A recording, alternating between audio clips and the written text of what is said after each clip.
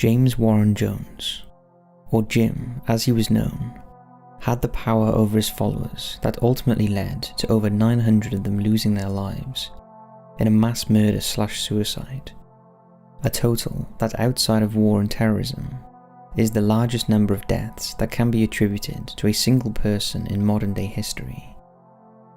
At times you will wonder why seemingly intelligent individuals could be so drawn in by this man that they were willing to die for him. And as with most serial killers, it all started with his childhood. Let's take a look at the mind of Jim Jones.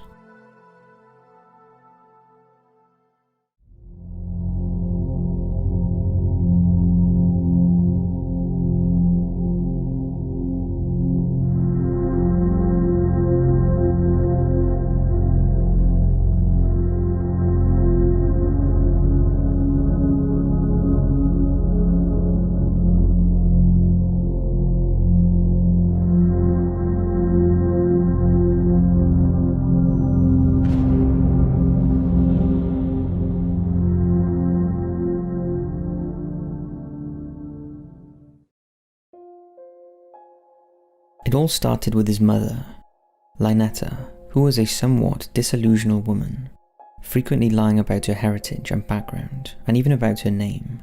She was actually named Lynette. She also claimed, because of her dark colouring, that she had Indian blood, although there is no record of this. She was a firm believer in spirits and reincarnation, and maintained in a previous life she was a very important woman, and in her present life she would replicate that. Although things didn't quite pan out like that, and by the time she was pregnant with her first child, both her parents were dead, and she was already on her third marriage to John Henry Jones, a World War I veteran. John had been caught up in a German gas attack that damaged his lungs and left him disabled for the rest of his life. John was older than Lynetta, although it's not known exactly by how much, as she also lied about her date of birth. When Lynetta married John, she believed she was marrying into a prominent family, and she expected to lead a pampered life, but she couldn't have been more wrong. The only thing the Jones family did provide was a small farm in Crete, Indiana. However, the newly married couple were hopeless farmers, and John had to supplement their living by working on the roads, a job that made his lung condition worse, leaving him with little or no energy to work the farm as well. And with her husband barely able to speak, life was lonely for Lynetta. This wasn't helped by her inability to socialise or be accepted in the community. Her cursing and smoking in public drew unapproving stares from the locals. Things would only get worse when Lynetta fell pregnant, and on May 13, 1931, she gave birth to a boy they named James Warren Jones. A child she later claimed was her destiny to give birth to, as he would become a great man. The financial pressure on the new family and John's failing health meant they lost the farm and moved to rented accommodation in nearby Lynn. The house was sparse but adequate, and although John was well liked by the locals, Lynette was not. Although the biggest thing that set the family apart from almost everyone else in the area was their refusal to attend church on a Sunday, and it was only the good name of the Jones family as a whole that kept them from being completely ostracized by the community.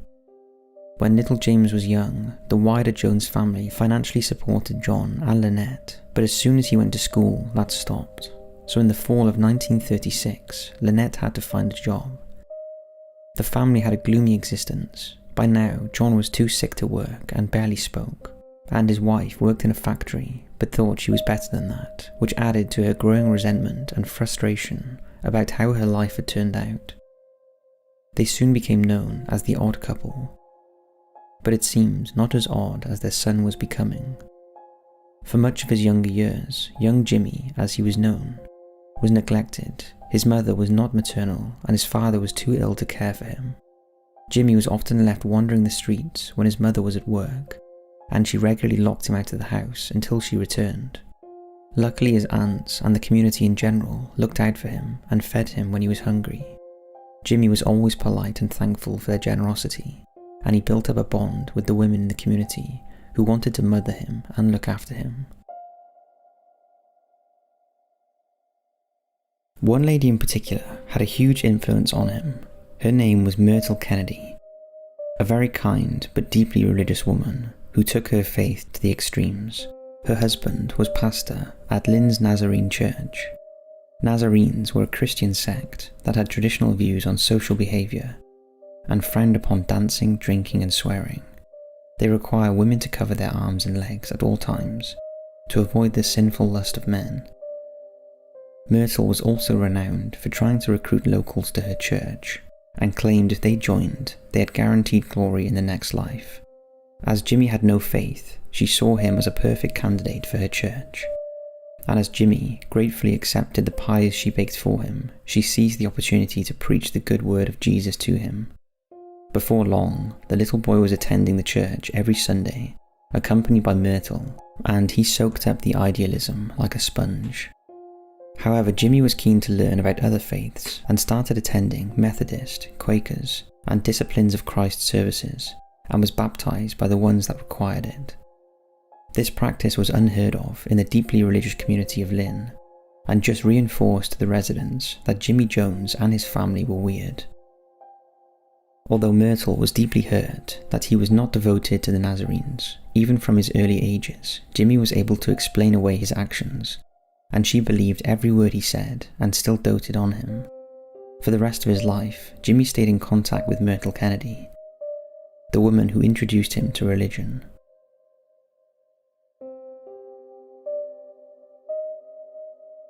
With Jimmy's newfound interest in religion, he also began showing an unhealthy interest in death, and started picking up roadkill and other dead wildlife, and calling on the other kids in the area to attend elaborate funerals he held for them. He would pray and preach over the corpses before burying them in cardboard boxes. When Jimmy was 10, World War II broke out, and the US was gripped by war fever.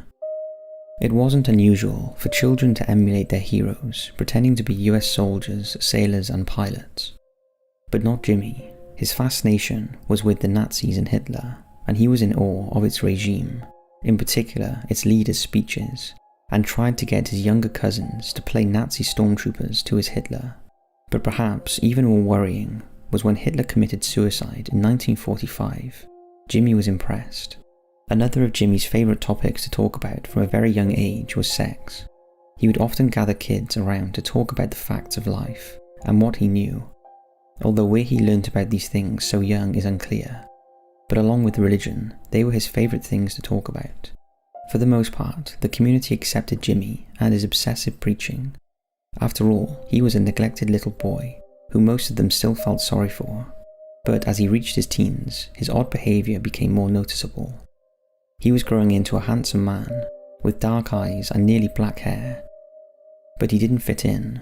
Whilst other boys of his age dressed casually in jeans and lumber shirts, he wore his Sunday best every day. He also adopted a weird habit of only replying to people if they spoke first.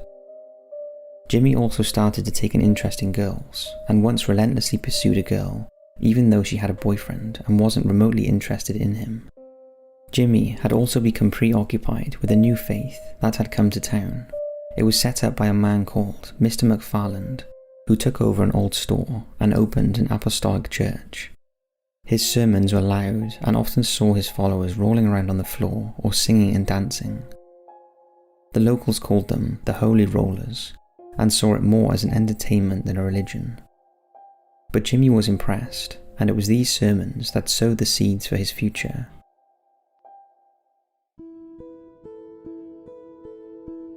In 1948, Lynette finally left her husband. After 24 years, she'd had enough and moved to Richmond with Jimmy to be near her new lover.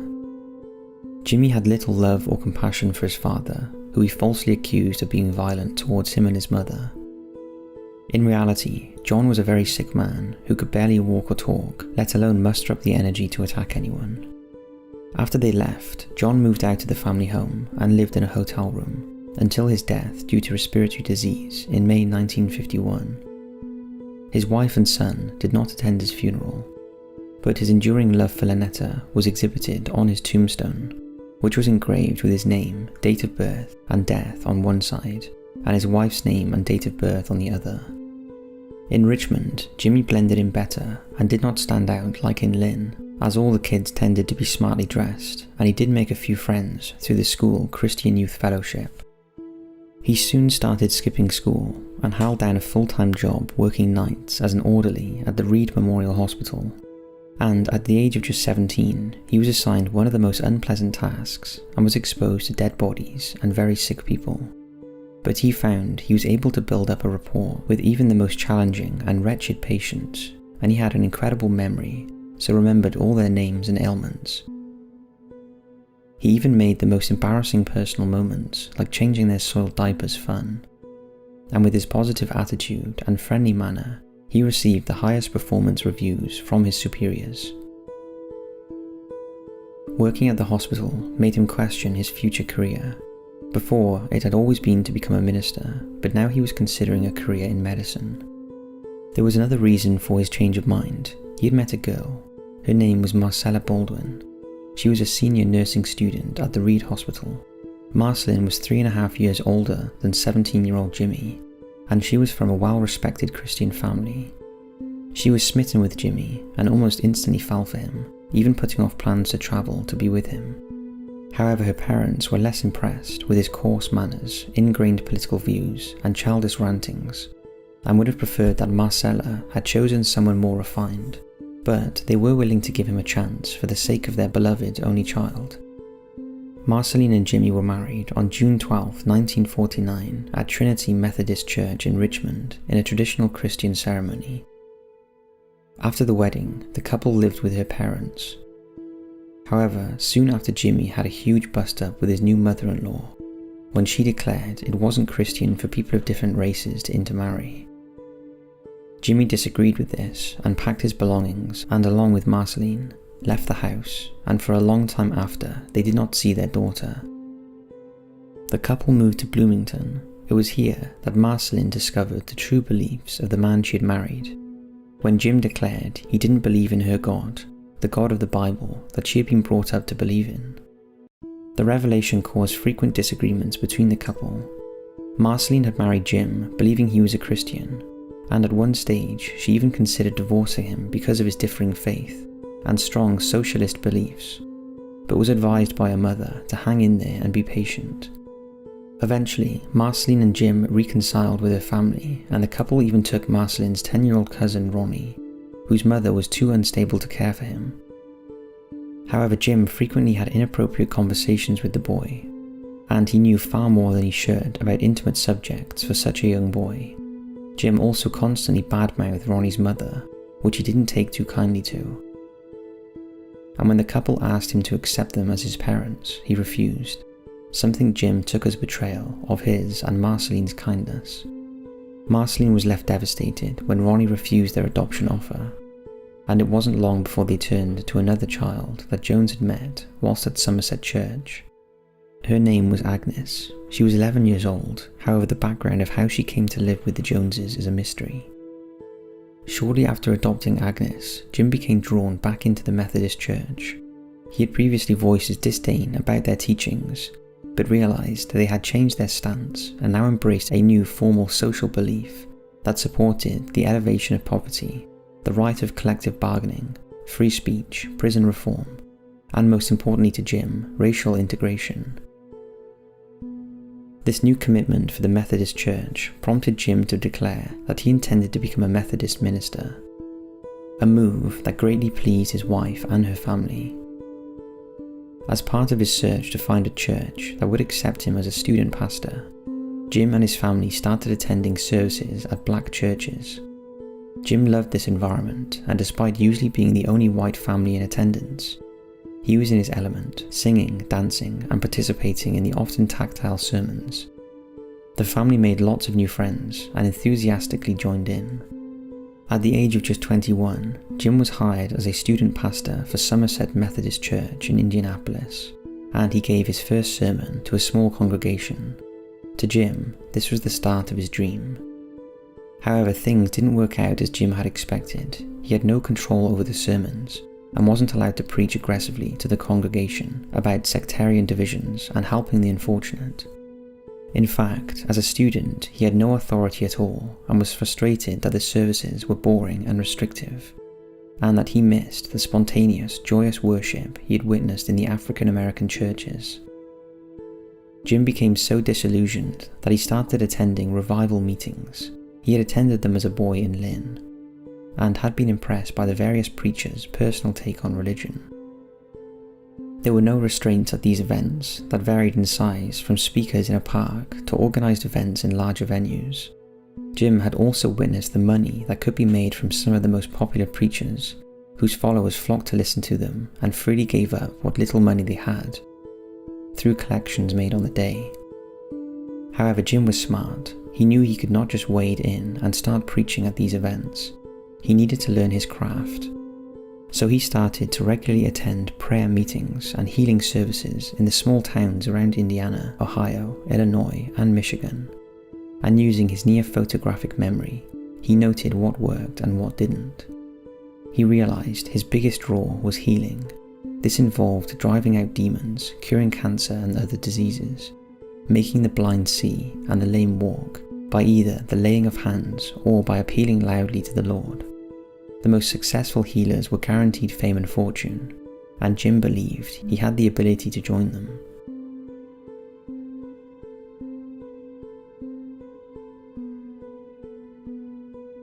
Jim started mingling with the crowds before speaking, listening in on their conversations and memorizing or making notes of what they were saying, as well as remembering their names and ailments.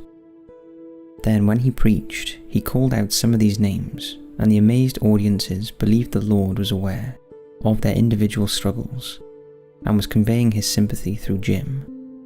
He would then assure them that God was looking out for them and would intervene to cure them. The audience were flabbergasted that this man, that they had never met before, who knew all this personal information about them, passed to him by God. Even his wife, Marcelina, was amazed, and word spread on the revival circuit about the young preacher with God-given powers, who could read minds and offer comfort from the Lord himself. Then he got an even bigger breakthrough when preaching in Columbus. He told the congregation that a little old lady dressed in white called him over and said to him, "I perceive you are a prophet. You will be heard all around the world, and tonight you shall begin your ministry." That night, as he always did, he called out the names of those who he'd eavesdropped on, and miraculously they healed. Or at least they thought they had. Even Jim had no explanation of how that happened.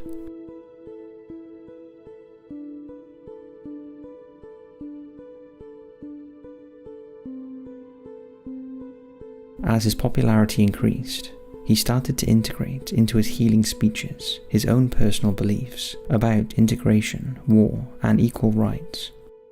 By doing this, he lost some of the white Christian audience, but despite this, he continued to voice his beliefs at every opportunity.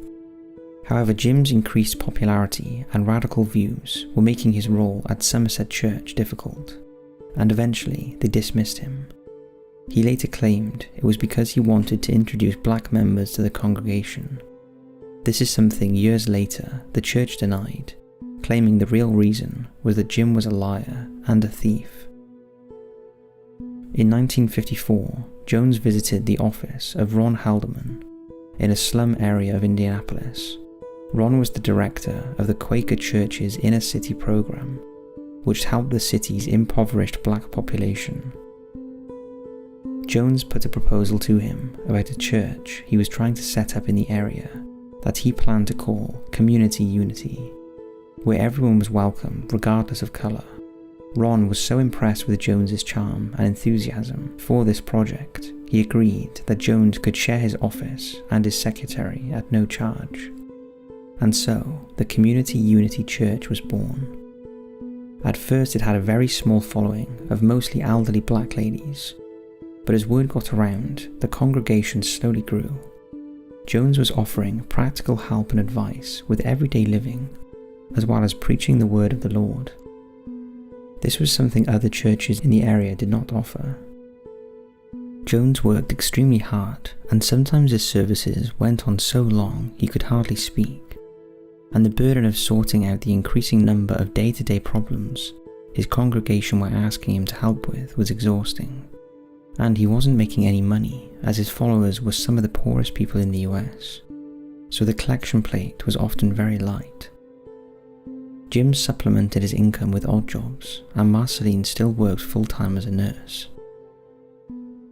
Community Unity was a success, although not financially, and Jim needed money to expand, so he went back to the rival circuit and his healing speeches. He continued his eavesdropping and coincidentally miracle healing, and the crowds grew and grew. At some venues, gatherers were being turned away. His popularity on the revival circuit drew people to the Community Unit Church, and he now had a following of both black and white worshippers.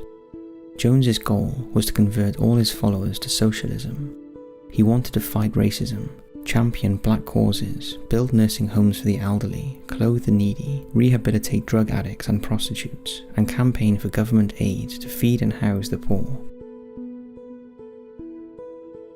However, his new followers at Community Unity Church expected him to continue the healing they had witnessed on the revival circuit.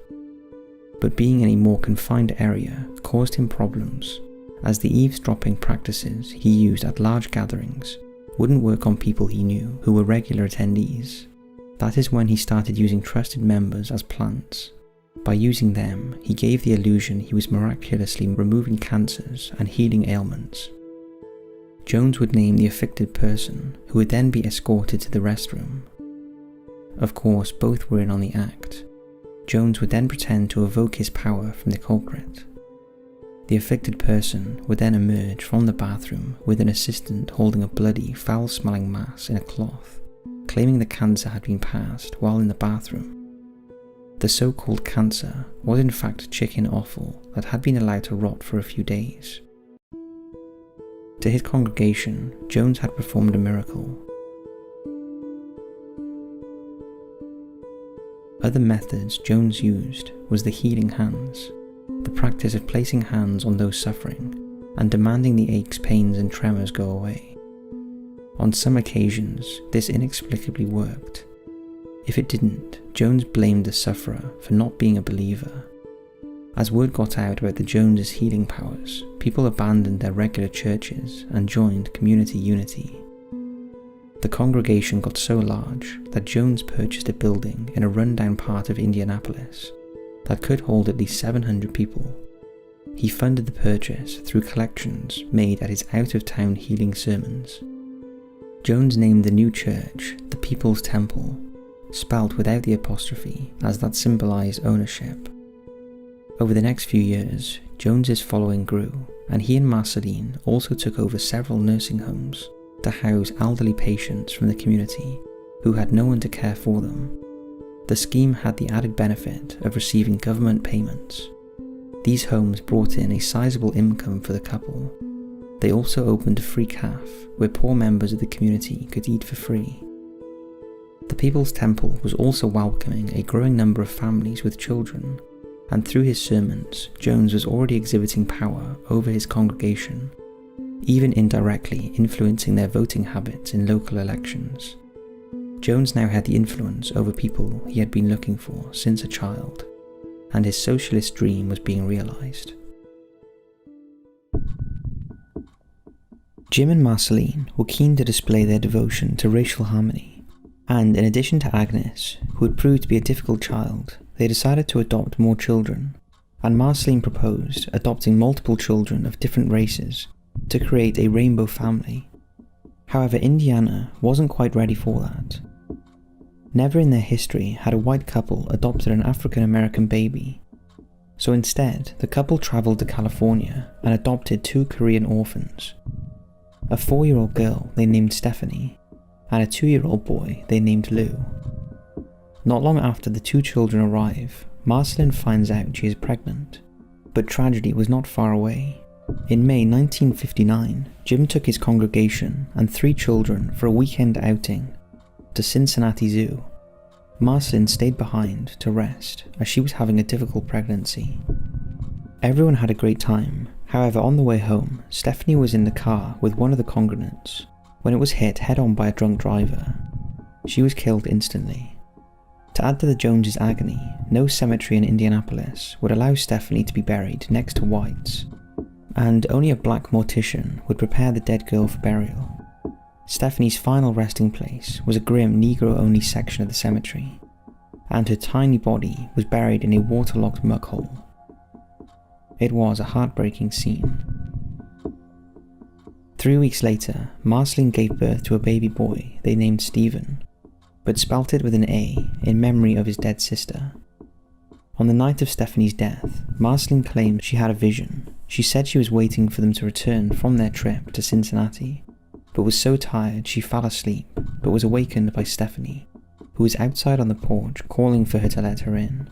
She said she got up and let her in and asked her where her father was. The little girl said, "Oh, Boki needs a mummy and daddy." Marceline was too tired to question the little girl and put her to bed and fell back to sleep. When Jim arrived home to break the terrible news of the accident, Marceline did not believe him and said Stephanie was asleep in bed. It wasn't until she saw the empty bed that the terrible truth dawned on her. But she could not forget the vision of Obok, so she contacted the adoption agency in California and discovered that Stephanie had an older sister named Oboki, who was in a Korean orphanage. The couple saw Stephanie's vision as a sign, and they adopted Oboki and renamed her Suzanne.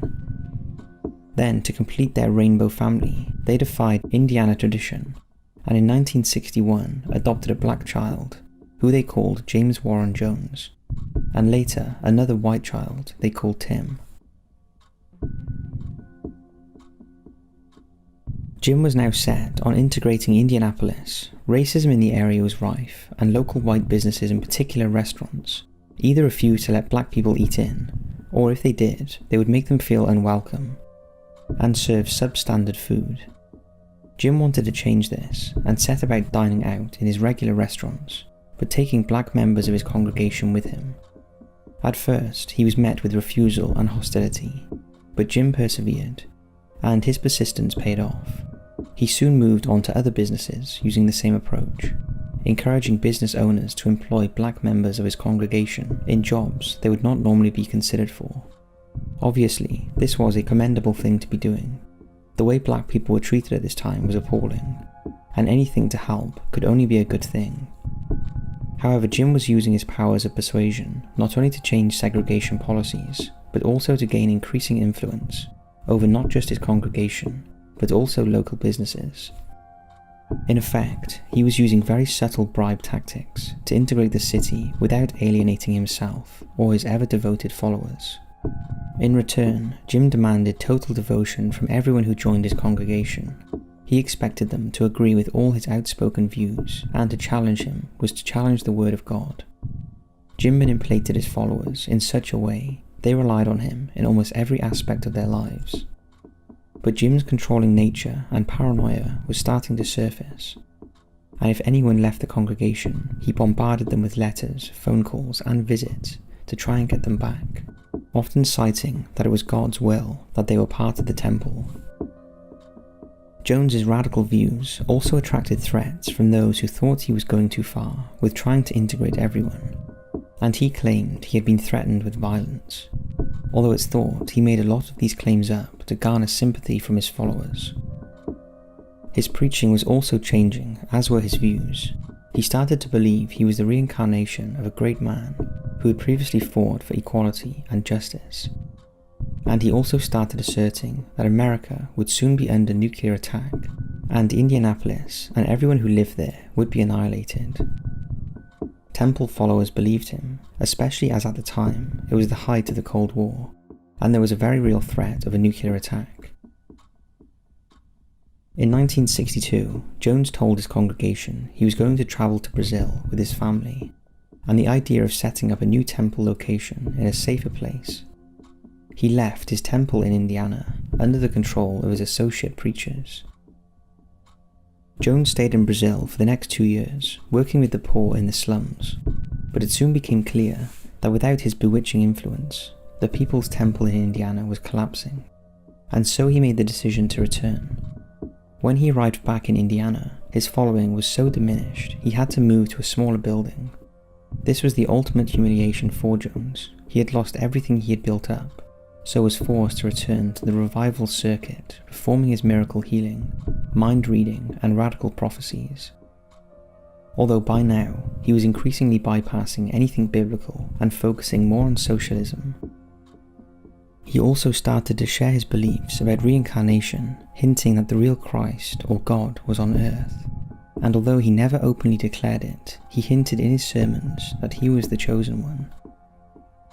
He was also telling his followers that the world would be engulfed by nuclear war on July 15, 1967, and if they wanted to live, they had to move.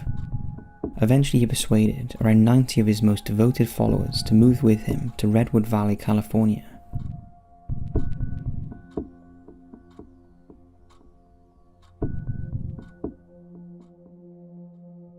It was during his time in California that Jim Jones started an affair.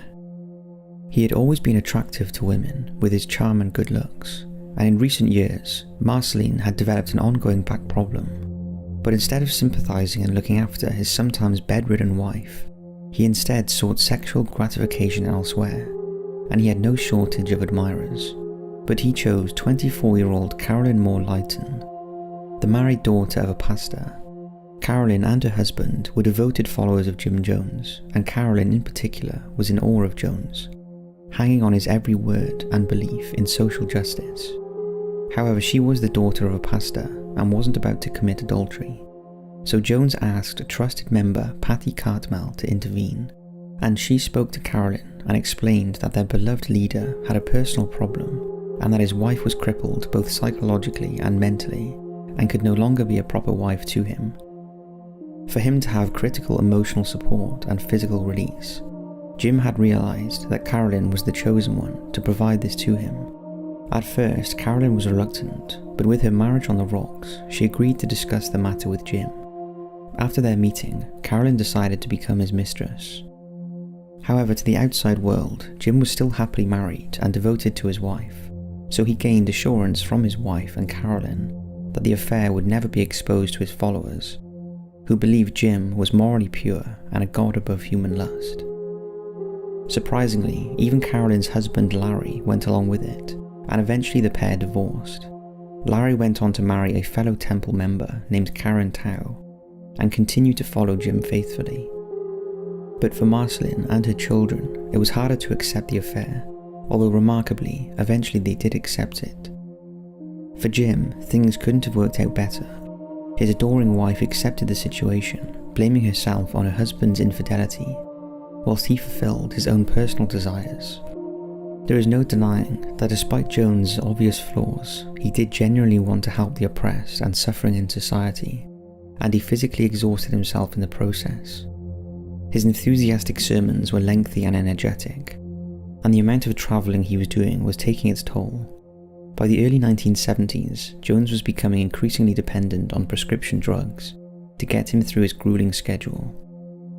These included amphetamines and tranquilizers.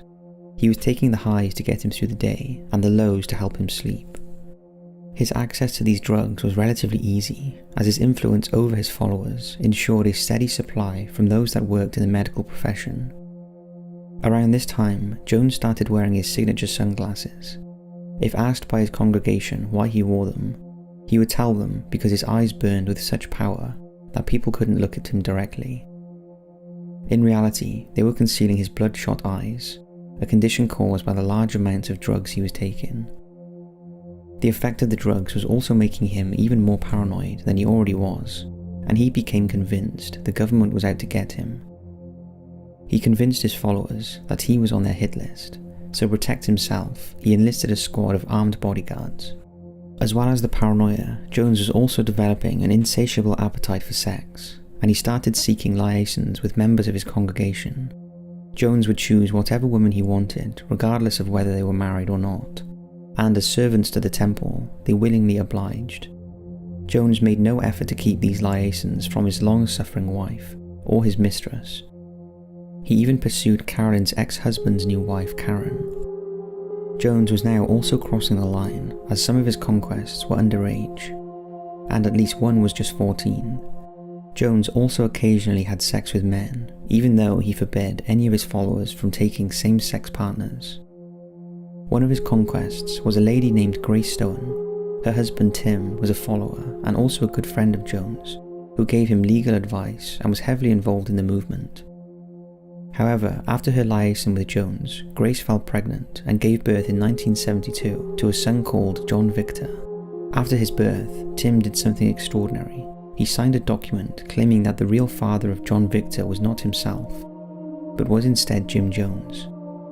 In the affidavit, Stone said that he had entreated Jim Jones to father a child with his wife Grace because he himself could not, and because Jim Jones was the most compassionate, honest and courageous human being the world contains. The signed affidavit was witnessed by Jones's wife Marceline, but to this day it raised doubts as to John Victor's true paternity. It was a move that was instrumental in the tragedy that later unfolded at Jonestown, and it ultimately cost the little boy his life. Grace left the temple in July of 1976, but entrusted her son to the care of several temple members. She felt it would be best for John Victor, and while she was frightened for her own well-being, she later explained she wasn't for her sons. But how very wrong she was. The revelation about her husband fathering Grace's child was the final straw for Marceline. She'd met a man and planned to leave Jones, but he couldn't let that happen, not because he loved his wife, but because of how it would look to his followers and the outside world.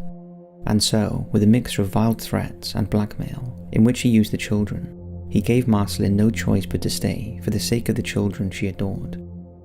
It's said that Marceline remained unhappy but resilient for the rest of her life. Over the next few years, Jones's following increased dramatically, and People's Temple used a fleet of Greyhound buses to recruit members from around the region. Jones regularly travelled to other states to give sermons and recruit temple members, and eventually he opened branches in San Fernando, San Francisco and Los Angeles.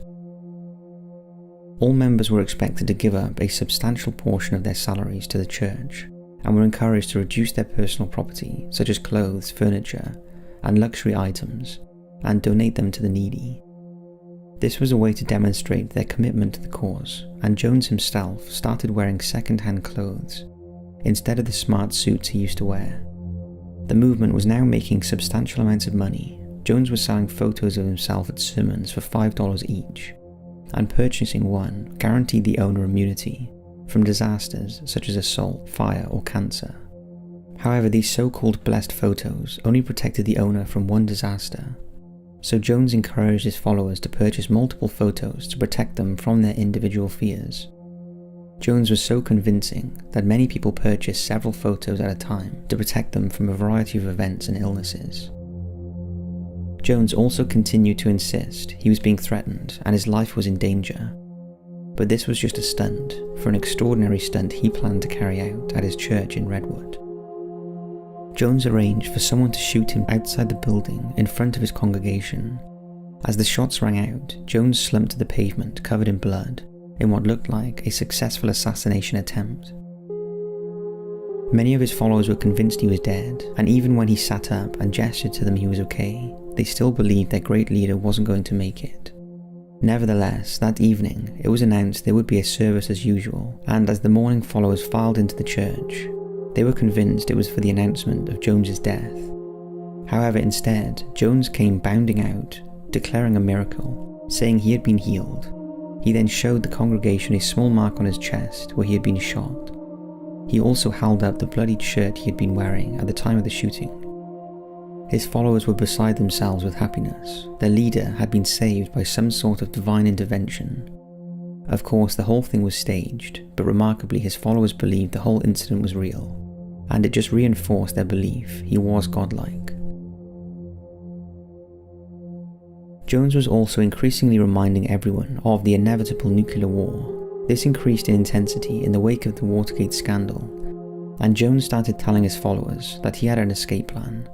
He talked more and more about leaving America and living an independent life, living off the land, in what he started describing as promised land. No one knew where it was yet, but Jones had a vision for his followers, and it was about to come to fruition. After years searching for the perfect location to set up a People's Temple colony, In 1974, Jones finally decided that Guyana would be an ideal place for what he would call the People's Temple agricultural mission. Guyana in South America had a population of just 850,000, made up of mainly black and East Indians. It was also the only country in South America whose national language was English. It was isolated, but with relatively easy boat links to the US. The Guyanese government welcomed the project and even offered to loan the temple equipment to help in the construction of the settlement. In fact, they were so eager for the project to go ahead, they did very few checks on Jones and his temple activities. If they had, they would have realised he had recently been arrested for lewd conduct in a toilet at Westlake Movie Theatre, where he had been apprehended by an off-duty police officer for performing a sex act in front of him. Jones managed to get off the charge, citing a medical complaint, but the arrest was still on record, and a comprehensive background check would have revealed it. The vast majority of Guyana was covered in dense jungle, and People's Temple would need to clear enough acres to use as farmland to live off. However, Jones knew several members of the church were tough Indiana farmers, who were well equipped to tackle such a task and farm the land. All Jones had to do now was convince his members to leave the relative comfort of their lives to live in what was basically a jungle. Clearing the site ready for the new settlement proved tricky. The terrain was brutal, and Jones had to enlist the help of the native Amerindians to help navigate and clear the huge tightly packed trees and vegetation. It was during his trips to Guyana to check on progress that Jones took another lover. This time it was Maria Katsaris, a shy, dutiful follower of the temple. It was also around this time that his other long-term mistress, Carolyn, was absent from the movement. Jones claimed it was because she had been on a secret mission to Mexico and had been arrested and held in Mexico for not revealing temple secrets. In reality, she was pregnant with Jones's child and had gone to live with her mother until the baby was born. Carolyn returned in the spring of 1975 with her baby, who she named Jim John. She had also got married to a temple member named Michael Prokes. This was at the request of Jones, and the children took his name, Jim John Prokes, who became known as Chemo. It was no secret in the congregation that the child wasn't Prokes, although it was never admitted it was Jones's either. But Carolyn had her own shock when she returned to find Maria had assumed an equal role in the church and Jones's bed. He was now surrounded by 3 women who inexplicably tolerated each other and remained devoted to him. Jones spent much of 1975 touting the promised land to his followers, encouraging them to go and guaranteeing them good life on a magnificent estate. Much of this persuasion was intertwined with the message that temple members lived under the constant threat of confinement by the CIA and FBI, and if they stayed, they would likely end up in concentration camps. Initially, Jones only targeted around 600 members, and he compiled lists of those he thought suitable. These included physically well-built men and women, teachers, troubled teenagers, and elderly folk, whose pensions would be crucial to fund the project. Jones also asked all temple members to contribute anything they had to the move, even if they weren't initially chosen to go, with the promise that eventually the complex would house thousands. Disturbingly, in his sermons, Jones started preaching that loyal temple members must not only be willing to dedicate their lives, but also their deaths to the cause. And cruelly, in a mock experiment, he allowed some of the members to drink wine for the first time.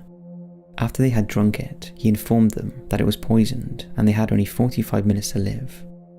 For that time, he let them believe they were dying, witnessing some members having panic attacks and feeling faint, before revealing that there was no poison and it was just a test of their loyalty.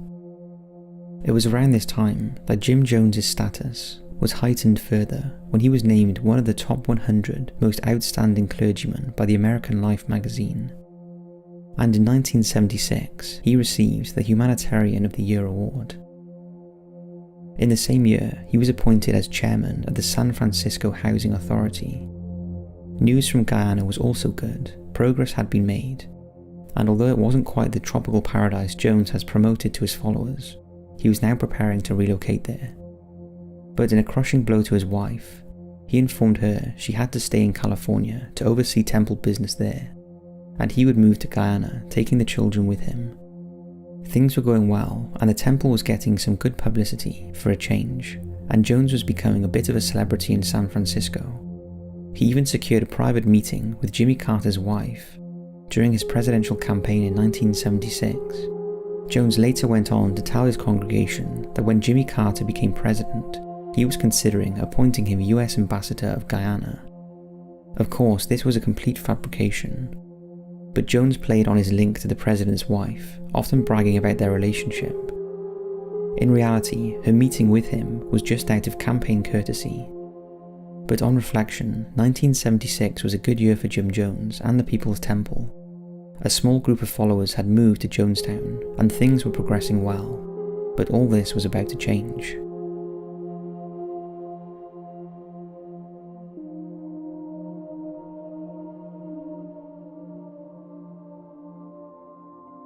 "1977 started badly for Jones. He was furious that his daughter Susanna's marriage had failed, and her husband Mike Cartmel defected from the church, quickly followed by Suzanne, who cut all contact with her father.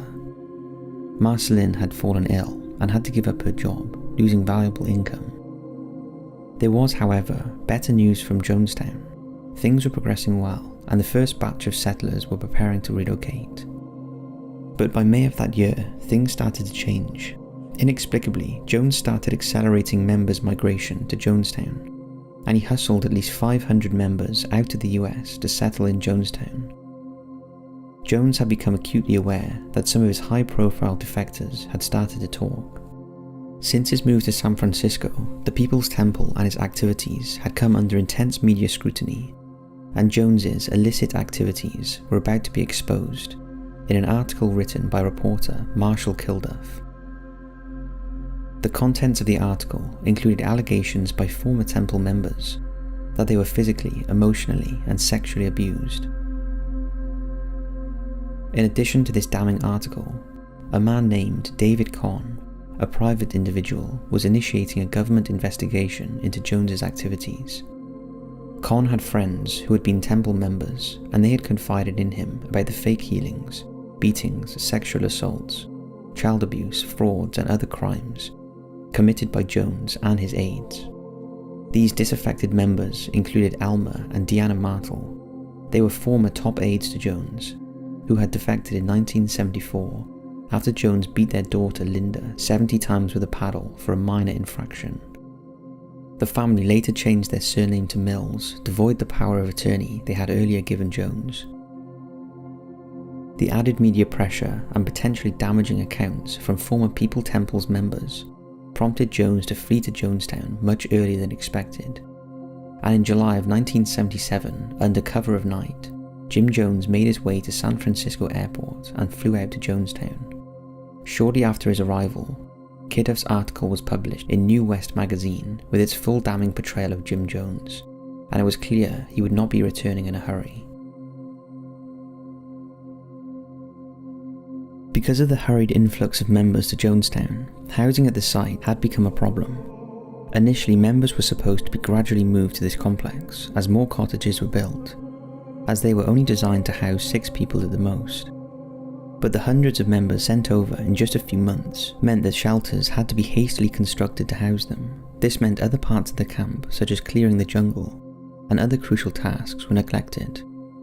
A lot of the new arrivals were disappointed to arrive in a crude jungle environment, with cramped living conditions, instead of the tropical paradise Jones had promised them.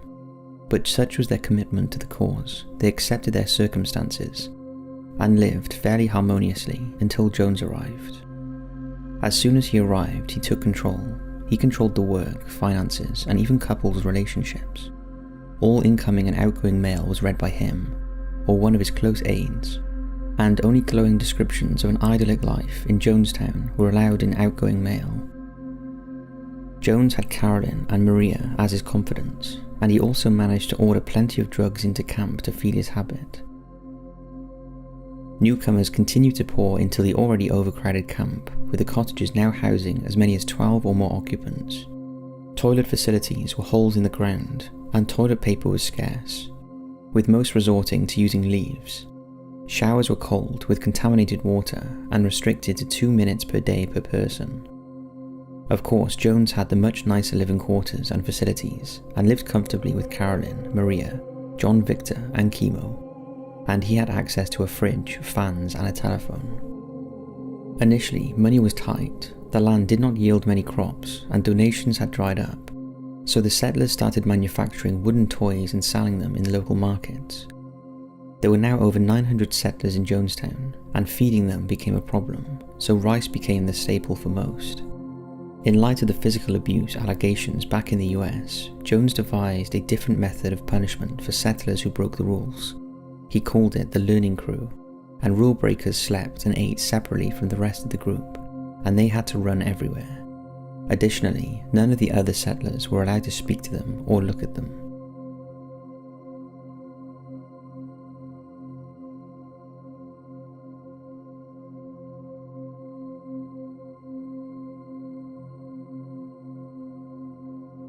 In the evenings, all members had to attend nightly meetings where Jones would preach and give updates on world news, some of which he would make up, such as claiming military leaders at the Pentagon had drawn up plans to kill the blacks, and that members of the Ku Klux Klan had reached epidemic levels, reinforcing that they had made the right decision coming to Jonestown.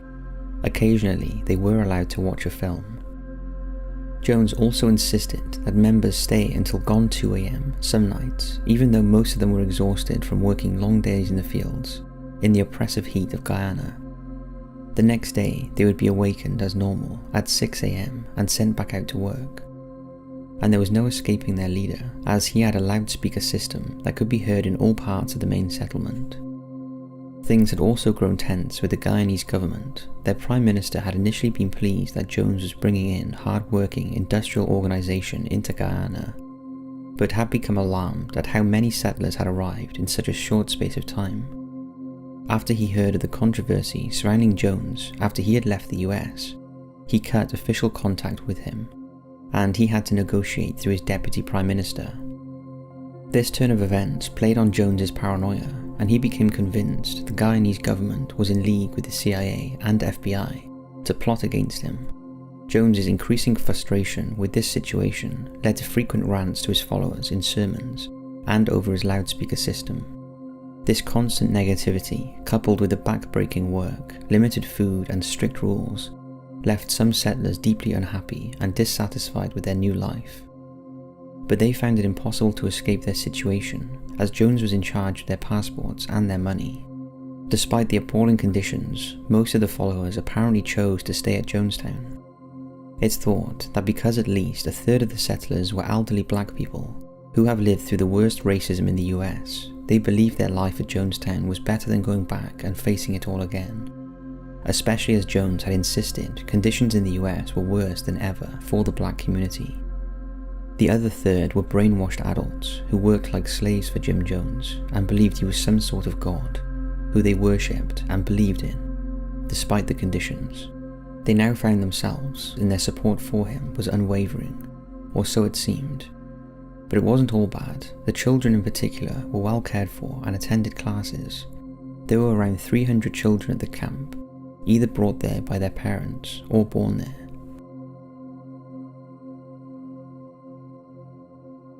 Despite the control Jones had over the 900 or so followers at Jonestown, his fleeing of the US and the New West article inevitably motivated former members to speak out.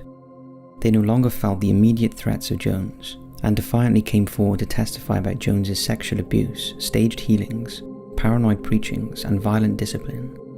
And the press started to seek out more and more former members in a movement headed by Alma and Deanna Myrtle.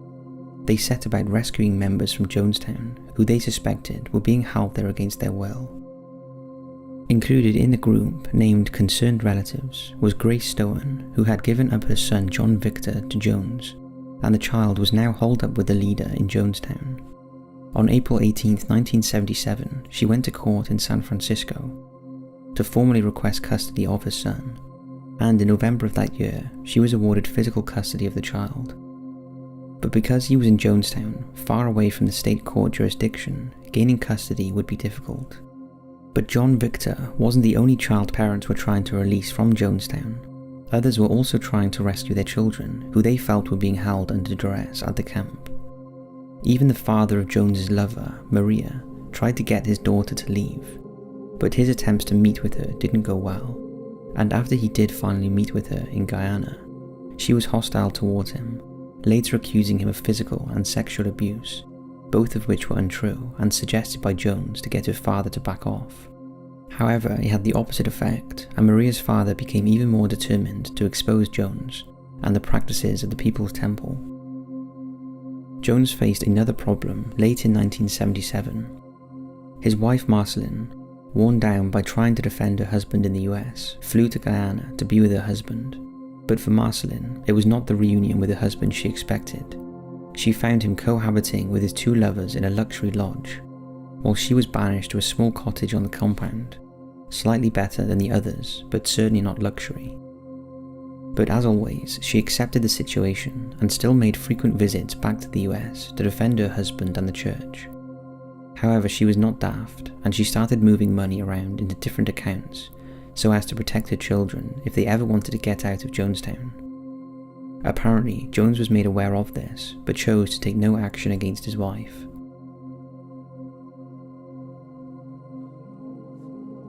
To end a bad year, Jones's mother, Lynetta, who had settled in Jonestown with her son, died on December 9th, apparently of a cardiac arrest. She was buried near the Jonestown settlement. Jones was also under pressure to hand John Victor back to his mother, and in his sermons was telling the congregation that the US government was so determined to take John that they had to be prepared to fight if the camp was attacked. He also suggested fleeing to Russia, and later started talking about being prepared to die. He called these late-night emergency sermons White Nights.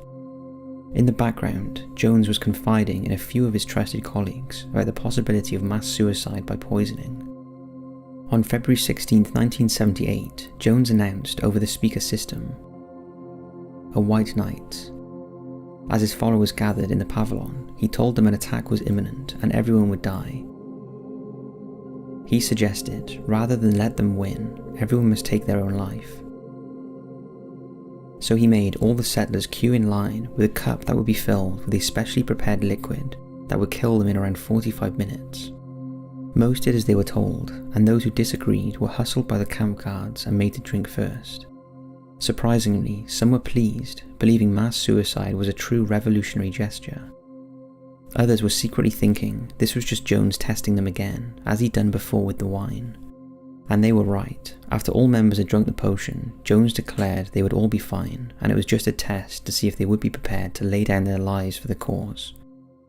Jones was pleased. He still held power over most of his followers, and the test proved they would obey his orders when the time came. After the test, Jones instructed the camp doctor to order 1 pound of sodium cyanide, enough to kill 1,800 people. The net was closing in on Jones. He was losing the support of the government, and the John Victor custody case was taking its toll on his health. He was relying more and more on drugs, and some days was completely incapacitated after tranquilizing himself into a stupor. The only time he kept himself lucid and seemingly drug-free was when he was expecting visits from Guyanese officials or American diplomats who were becoming increasingly worried about the operation at Jonestown. A further blow for Jones came in May 1978 when one of his most trusted followers, Debbie Layton, defected from Jonestown. Debbie was on a trip to Georgetown with Temple children on a cultural exchange, but she broke away from the group and went to the US Embassy, where she requested protection and help to return to America.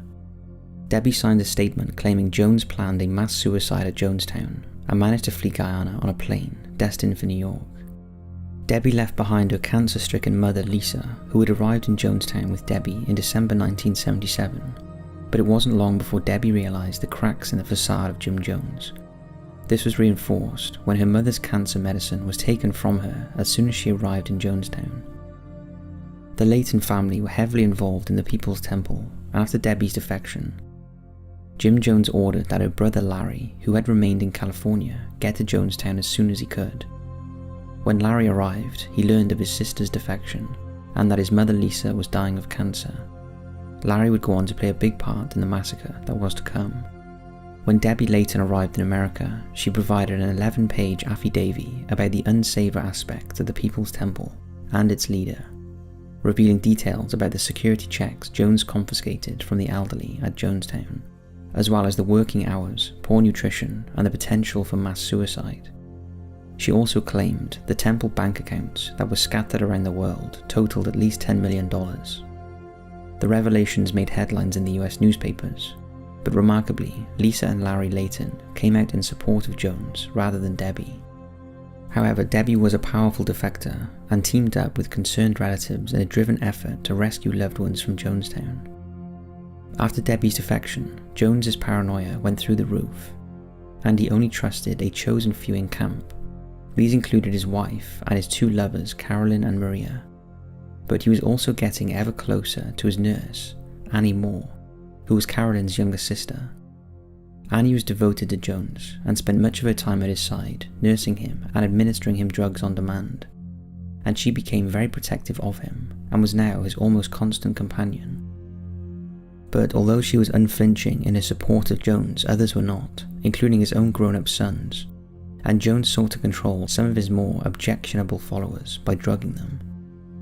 Annie would arrange for them to be sedated, basically to keep them quiet and stop them from defecting or voicing their concerns to other followers. They would be held down by Jonestown security and injected before being kept in what was called the Extended Care Unit.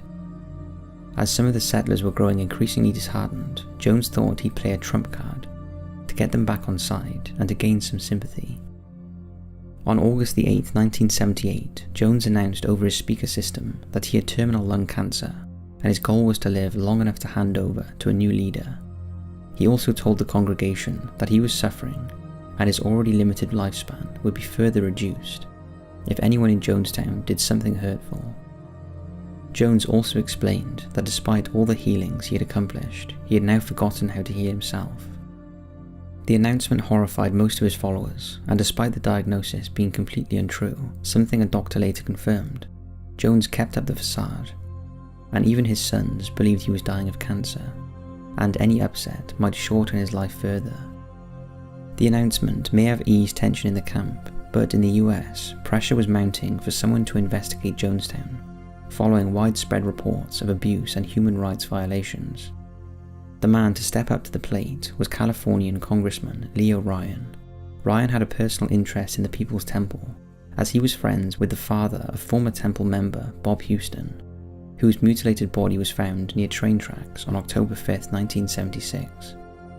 3 days after a tapped telephone conversation emerged in which Houston discussed with his ex-wife leaving the People's Temple, and although nothing had ever been proven, his unexpected death, along with around 8 other former Temple members, has been linked to the movement. Ryan was also aware of the custody battle between the leader of a concerned relatives group, Timothy Stoen, and Jones, so he decided to go and see for himself what was going on at Jonestown. On November 1st, 1978, Ryan announced that he would visit Jonestown as part of a government investigation. The group was initially to consist of the press and a few members of Ryan's staff, but once the media learned of the trip, the entourage ballooned to include, among others, concerned relatives of Temple members. On November 14, 1978, Ryan travelled to Guyana with 17 relatives of People's Temple members, including Tim and Grace Stoen, as well as several newspaper reporters and an NBC TV team. When Jim Jones found out about the visit, his legal counsel attempted to impose restrictive conditions on the visit. He even asked assistance from the Guyanese government, who were equally displeased about the visit, but Ryan was determined and declared he was going to enter Jonestown, whether Jim Jones permitted it or not. Jones had been informed of all the members who made up Ryan's entourage, and was particularly enraged when he found out Grace and Tim were among them. There was no way he was letting them set foot in Jonestown. For 3 days, Ryan continued to negotiate with Jones's legal counsel and held hurried meetings with embassy personnel and Guyanese officials to try and gain access to Jonestown. But Jim was adamant no visitors, and he holed himself up in his cottage, communicating only by phone. But Ryan wasn't giving up and visited the temple's headquarters in Lahama Garden, Georgetown, where he asked to speak to Jones by radio. Sharon Amos, the highest-ranking temple member present, told Ryan that he could not, because his visit was unscheduled, But when Ryan noticed that at the temple's headquarters there did not appear to be any religious pictures or prayer observed, he questioned whether the People's Temple was a church at all. And when he returned to Washington, he would look into whether People's Temple really deserved the tax-exempt status it currently held. This veiled threat was communicated to Jones, and he started discussing the possibility of a restricted visit by Ryan. And after Marceline uncharacteristically intervened in a bid to save what they had built up for years, Jones eventually agreed that Ryan could visit.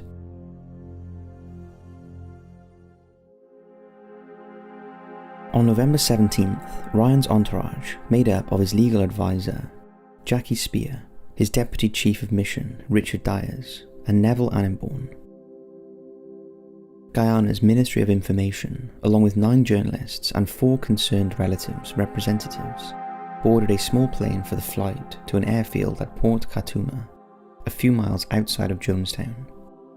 After deplaning, the passengers were met by several grim-looking Jonestown settlers, and they were told only Ryan, Spear and Doyer would be allowed to make the journey by truck to Jonestown, accompanied by People Temple's lawyers. When they arrived, they were greeted by Marceline and were offered a tour of the settlement, but Ryan declined. He wanted to talk to Jim Jones, and after an hour and a half of persuasion, Jim Jones shuffled out wearing his customary dark glasses. Ryan explained to Jones the best way to end the controversy surrounding Jonestown would be to let the rest of his entourage in, so they could see for themselves the operation. Jones reluctantly agreed, with one exception. He didn't want Jordan Lindsay from the National Enquirer on the premises. Ryan agreed, and the truck was sent back to the airstrip, and the rest of the visitors were allowed in. The settlers had worked extra hard to make everything look perfect for the visit, and fresh food was prepared. Jim Jones was determined to make a positive impression. Temple members chatted freely with visitors and Ryan, and his aides found no evidence that anyone was being held there against their will. They were served with plenty of food, and after eating were entertained by the Jonestown band. Jones even allowed reporters to interview him. Later in the evening, Ryan addressed the congregation and explained why he had visited, and said after speaking to settlers he was convinced that the allegations about Jonestown were untrue, and that some of them had told him they believed living there was the best thing that had ever happened to them. Ryan was met with cheers and applause. Not all the visitors were allowed to stay the night at Jonestown, and some of them were trucked back to the nearby town, but word had got to Ryan that one of the NBC reporters, Don Harris, had been passed a note during the evening by 2 settlers named Vernon Gosney and Monica Bagby. The note read, "Please help us get out of Jonestown." Ryan later promised the pair he would do all he could to help them and leave with him when he departed the next day. It's believed that Jim Jones was aware of the planned defection. The next day, 11 settlers who wanted to leave Jonestown took the opportunity to escape through the jungle. They figured they wouldn't be missed for a while, as everyone was so preoccupied with Leo Ryan's visit. Leo Ryan sat down for breakfast. He was supposed to be joined by Jones, but he didn't show up. But Ryan was unconcerned. He was in a hurry to start interviewing settlers and gauge who wanted to leave with him. Later, those that hadn't stayed in the camp the night before returned and were greeted by Marceline, who offered them breakfast, followed by a tour of camp. But the tour was very staged, and everyone seemed to be well rehearsed in what they said. The reporters grew suspicious and got the feeling Marceline was trying to hide certain things from them. Meanwhile, Ryan and Spear were still talking to settlers. Around noon, Jim Jones appeared. He was visibly agitated. He had learned of the 11 defectors who had fled through the jungle, and now he was confronted with 15 other members who wanted to leave with Ryan. And despite talks from Marceline and Jones, they were resolute in their decision to go. As Ryan reassured the defectors they would be fine, others helped them pack their belongings. But the camp was getting tense. The once welcoming air was now distinctively hostile, and to make things worse, a storm struck. Dark clouds darkened the camp, and a biting wind howled through the cottages, followed by a deluge of rain. The settlers and defectors huddled together under the pavilion to shelter, but the tension was palpable. Ryan requested the passports of the defectors, and he was given them, as well as money to travel. Ryan believed his mission was almost accomplished. All he had to do was get himself, his crew, and the defectors out of Jonestown as soon as possible before things boiled over. However, the weather was delaying things, and with an extra 15 passengers, Ryan needed another plane. Although 15 was far fewer than anticipated, he was expecting around 90. In retrospect, this was a good result for Jones. If he let the 15 go, plus the 11 who escaped through the jungle, that meant that only 3% of the Jonestown population were choosing to leave. This figure would put to rest all the theories about inhumane treatment and settlers kept against their will, and would surely be enough to silence the concerned relatives, who would no longer have a case to be answered. Nevertheless, Jones did not see the defection of 26 followers as redemption. He took it as a personal betrayal, and was deeply offended. Their disloyalty marked the beginning of the end in his twisted, paranoid mind. As the storm passed, the visitors and defectors were ready to leave. They all bundled into a truck, but as they prepared to leave, settler Al Simon ran towards the truck, clutching his 2 children. He declared he too wanted to leave, but his wife was hysterically saying she wanted to stay, and he could not take her kids from her. As the commotion unfolded, Ryan declared he would stay behind and act as an intermediary for the couple to see if they could reach an agreement, and he agreed to leave the next day instead. By then he figured there might be more settlers that wanted to leave. But ominously, Jones and his most trusted followers were watching on as the disturbance unfolded, whispering amongst themselves. Then, just as the truck departed, heckled by the remaining settlers, a short, slight man wearing a poncho launched at the truck and declared he too wanted to escape Jonestown. That man was Larry Layton. The departing group were immediately suspicious. Larry was one of Jones's most devoted followers. He would never leave the man he worshipped. But despite their concerns, he boarded the truck anyway. As the truck trundled off into the distance, Ryan stood on the pavilion, talking to Jones's legal advisors, when suddenly one of the settlers, a man named Don Sly, charged at Ryan from behind and held a knife to his throat. Luckily for Ryan, the 2 legal men intervened and managed to push Sly to the ground before he was dragged away by Jonestown security guards.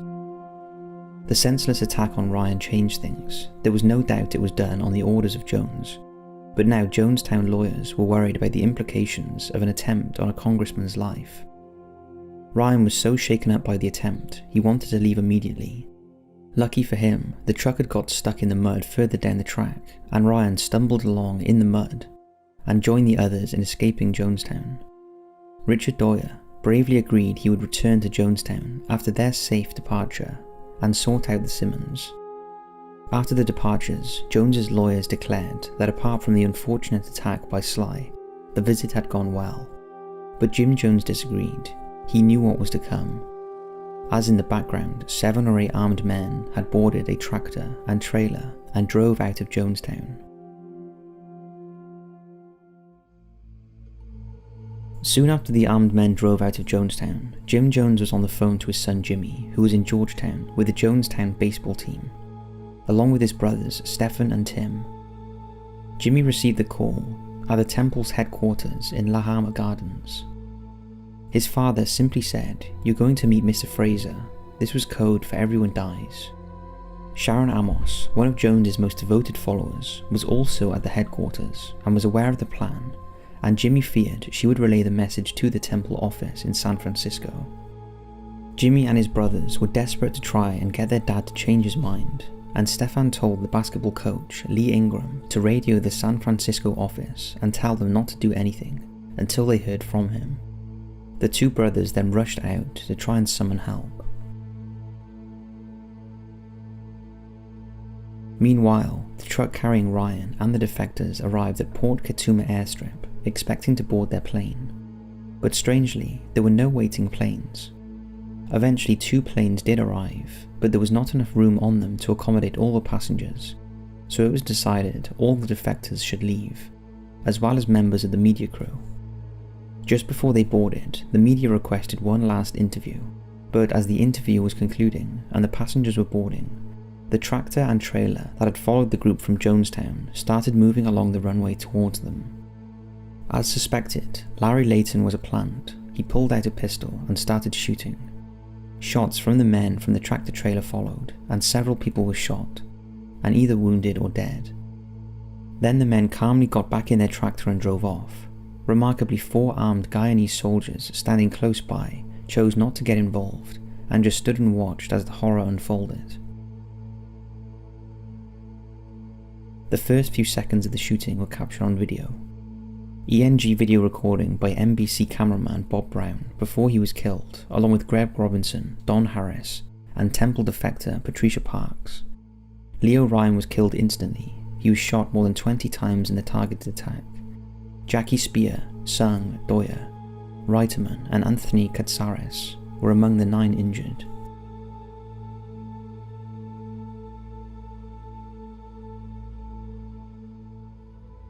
Back in Jonestown, Jim Jones's son Lou announced a meeting. There was no urgency in his announcement, and Temple members were in no hurry to get to the Pavilion. But when they arrived, there were tense conversations going on between Jones and his closest advisors, and there were armed guards prowling around the perimeter of the camp. Unbeknown to most of the congregation, since Ryan's departure, aides had started preparing a large metal tub with grape flavour aid, poisoned with Valium, chloral hydrate, cyanide, and Phenergan. Jones started his address by telling his followers, "I've tried my best to give you a good life." He went on to say that one of the people on the plane is going to shoot the pilot. "I know that.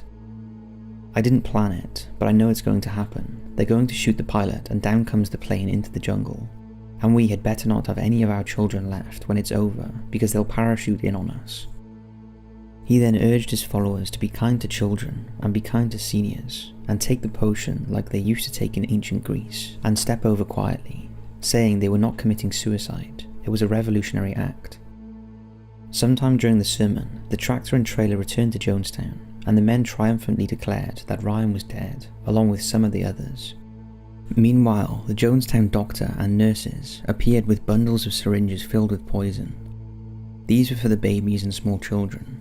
Jones was keen that the children die first, sealing everyone's fate, because the parents and elders would have no reason to live without their children.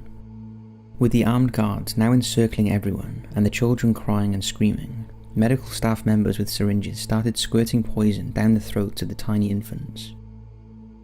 People's Temple tape recorded almost all of Jones's sermons, and this last one was no exception. Here are extracts from that recording, but be warned, it's horrendous, extremely sad and disturbing, and we advise discretion before listening to it. It's believed that the microphone was pointing away from some of the screams of parents and dying children. To us, we had nothing we could do. We can't separate ourselves from our own people.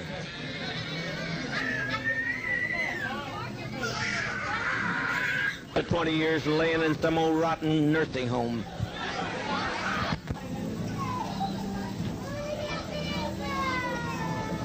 Mother, mother, mother, mother, mother, please. Mother, please, please, please, don't do this, don't do this. Lay down your life with your child, but don't do this. Free at last. Please, keep your emotions down, keep your emotions down. Children, it will not hurt if you'll be quiet, if you'll be quiet. I tell you, I don't care how many screams you hear, I don't care how many anguished cries. Death is a million times preferable to 10 more days of this life. If you knew what was ahead of you, you'd be glad to be stepping over tonight. Death is common to people. And the Eskimos, they take death in their stride. Let's be dignified. If you quit, tell them they're dying. If you adults would stop some of this nonsense, I call on you to quit exciting your children when all they're doing is going to quiet rest. That was the sound of hundreds of children being force-fed poison by their parents and Jonestown members, and this raises one of the most difficult questions about this tragedy. How could one man have so much control over his followers that he could cause loving parents to annihilate their own children in the most brutal way? Despite what Jones told his followers, there was nothing painless or instant about death by cyanide. As the children had the poison syringed into their mouths, they would have convulsed and foamed at the mouth before struggling to breathe and finally losing consciousness. It was a horrendous, frightening way to die. In another twist, Jones's wife tried in vain to stop her husband. She screamed at him, "You can't do this." However, Jones knew how Marceline lived for her children, so he led her to believe her 3 boys who were with the basketball team in Georgetown had also carried out his instructions, and were either dead or about to die. He knew Marceline would not want to live without her children. Unbeknown to her, her 3 sons were desperately trying to stop the tragedy, but had been unable to get any assistance from the US Embassy in Georgetown after the guards heard about the airstrip shooting. They also weren't able to prevent Sharon Amos from killing herself and her children back at Temple headquarters in Georgetown, as when they returned after trying to get help, Sharon had taken her children, Leanne 21, Krista 11 and Martin 10, into a bathroom where she killed Krista and then Martin. She then asked Leanne to assist in killing her, before Leanne turned the knife on herself. All 4 were found dead in a pool of blood. Back in Jonestown, as night started to close in, the screams had gone, and the camp was deathly silent. At this point, the outside world had no clue as to what had happened, but as news started to filter through of the murder of Leo Ryan, suddenly everyone took notice, and it was only a matter of time before the full tragedy would be revealed.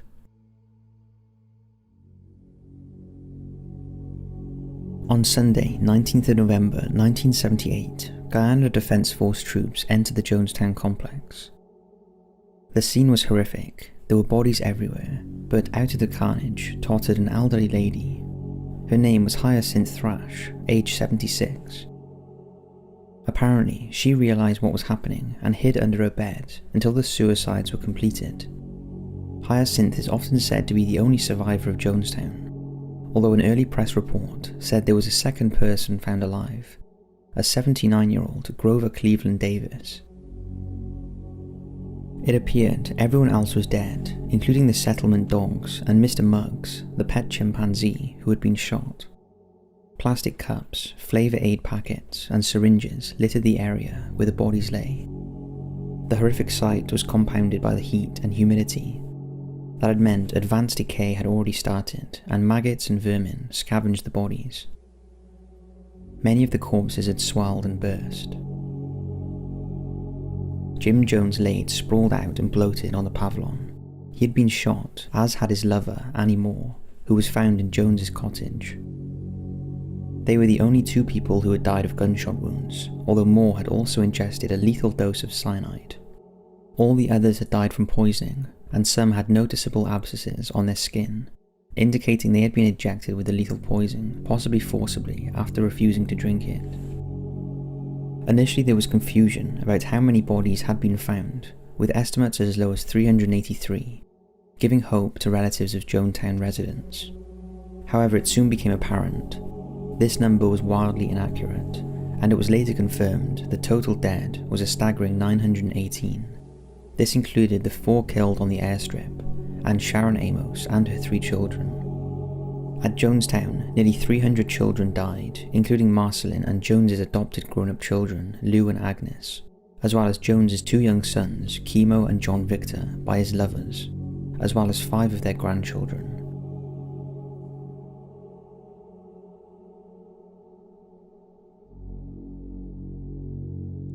As well as Hyacinth Thrash, only 87 original Jonestown members survived the atrocity for various reasons. These included 3 members who fled to the jungle on the day of the suicide, 16 defectors including traitor Larry Lawson, 11 who fled into the jungle on the morning of 18th of November, 3 other settlers who were out of camp getting supplies, and the various members including Jones's 3 sons who were in Georgetown at the time of the suicide.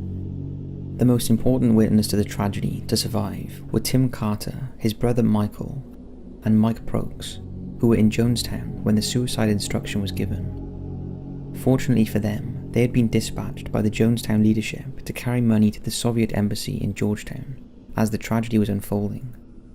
And Tim Carter actually witnessed his wife and son die from ingesting the poison. These 3 were called upon to identify Jonestown residents, although sadly, due to decomposition and spotty, if no dental records, over 409 were never identified.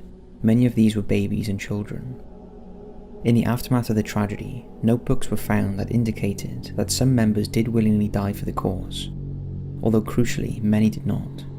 Also found were stacks of letters, documents and recordings, all that had to be painstakingly gone through to try and understand what caused the death of over 900 people. Guns and a stack of money were also recovered from the site, and bundles of uncashed social security checks. After additional investigations, around $7 million was found stashed in foreign banks. Prokes and the Carter brothers were put into protective custody and later released in Georgetown, but Jonestown claimed another victim a few months later when Michael Prokes called a press conference on March 13, 1979, to which he invited 8 reporters. After reading a statement, Prokes executed himself, went to the bathroom and shot himself in the head with a Smith & Wesson .38 revolver. 912 of the 918 dead, including Jones himself, were collected by the United States military in Guyana, then transported by military cargo plane to Dover Air Force Base in Delaware. The last shipment of bodies arrived early on the morning of November 27, 1978, and the base's mortuary was tasked with fingerprinting, identifying and processing the bodies. Larry Layton, who had fired a gun at several people at Port Katsuma Airport, was initially found not guilty of attempted murder in a Guyanese court. His defense was that he was brainwashed. However, after being deported back to the US, he was tried and convicted of conspiracy and of aiding and abetting the murder of Ryan, and of the attempted murder of Doyer. Layton was paroled in 2002, and he is the only person ever to have been held criminally responsible for the events at Jonestown. In late February 1980, Al and Jeannie Mills, formerly Deanna and Alma Myrtle, co-founders of the Concerned Relatives, and their daughter, were shot and killed execution-style in their California home. Eddie Mills' Al and Jeannie's son was believed to be involved, but no charges were filed against him. The case remains unsolved. The bodies of over 400 of those who died at Jonestown are buried in a mass grave at Evergreen Cemetery in Oakland, California. A memorial to them has been erected at the cemetery. Jim Jones was cremated, and his ashes were scattered at sea. In the aftermath of the tragedy, the compound at Jonestown was tended by the Guyanese government. The government then allowed its reoccupation by Hmong refugees from Laos for a few years in the early 1980s. The buildings were mostly destroyed by a fire in the mid-1980s, after which the ruins were left to decay and be reclaimed by the jungle. However, in 1998, Jim Jones Jr., the adopted son of the cult leader, revisited the site with a news crew and discovered the rusting remains of an oil drum near the former entrance to the pavilion. Jim immediately recognized the drum as the drum used to mix the drink mixtures during the White Night exercises, and which he believed was used to hold the beverage mix of poison and grape-flavoured punch during the evening of November 18, 1978. In 2003, the site was cleaned up by a television crew recording a special for the 25th anniversary of the event, and they uncovered a standing Casavana mill, the remains of a tractor, speculated to be the same tractor used by the airstrip shooters, a generator, a filing cabinet, an overturned truck near the site of Jones's house, a fuel pump, and other smaller miscellaneous items.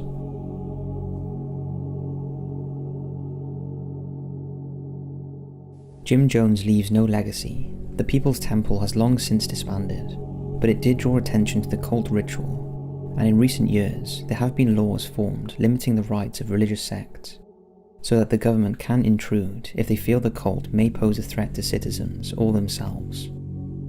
The Urban Dictionary phrase, "don't drink the Kool-Aid," is an expression often used to describe a group, person or idea that is a little odd or untrustworthy.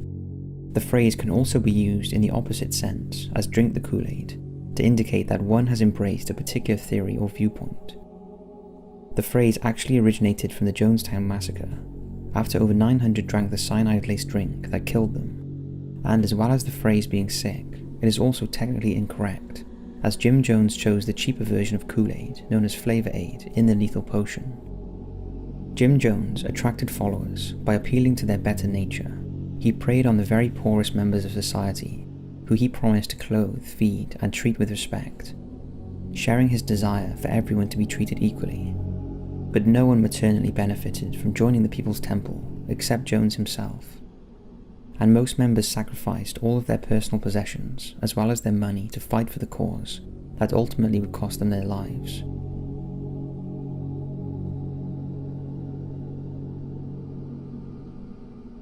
Jim Jones's powerful hold and influence over people will live on in people's minds, not in a positive way, but as a reminder of how a manipulative religious leader, no matter how positive they may seem, can be extremely dangerous. Writing this documentary has been harrowing, and all of us here extend our sincerest condolences to anyone affected by the evil of Jim Jones.